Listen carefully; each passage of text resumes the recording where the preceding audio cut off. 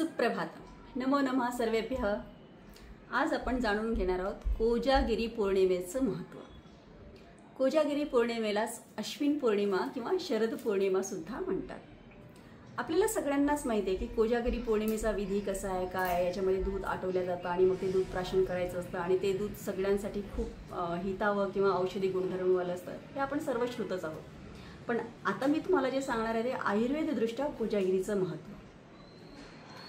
शरद ऋतू हा जो आहे हा पित्ताचा प्रकोप काळ असतो असं आचार्य वाग्भटांनी सांगितलेलं आहे। आणि पित्ताची जितकी काही गुण सांगितलेली आहेत ती पित्तम स्नेह तीक्ष्णोष्णम लघु विश्रम सरम द्रवम।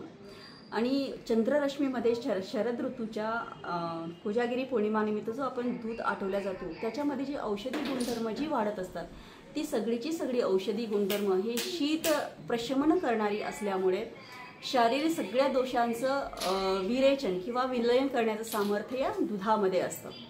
पण ह्याच्यामध्ये जी पित्त दोषाची जी काही गुणधर्म सांगितलेले आहेत किंवा पित्त प्रकोपाची जी लक्षणे सांगितली आहेत ती याच्यामध्ये की नेत्र उष्णत्व किंवा करपादतल दाह किंवा उदरदाह उरदाह, त्यानंतर काय म्हटलं आहे की त्याला नासाधूम इत्यादी जी आहेत की ही पित्त प्रकोपाची जी लक्षणे आहेत आणि ही लक्षणे ह्या ऋतूमध्ये विशेषत्वाने दिसून येतात।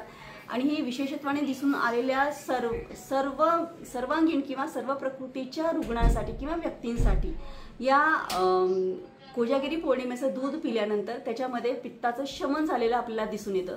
त्याच्यामुळे आपल्या परंपरेने हे जे सण आहेत हे सगळ्यांना साजरी करण्यास निर्देश केलेला आहे किंवा बंधनकारक केलेला आहे, असं याचं शास्त्रीयदृष्ट्या कोजागिरी पौर्णिमेचं महत्त्व आलेलं आहे। धन्यवाद।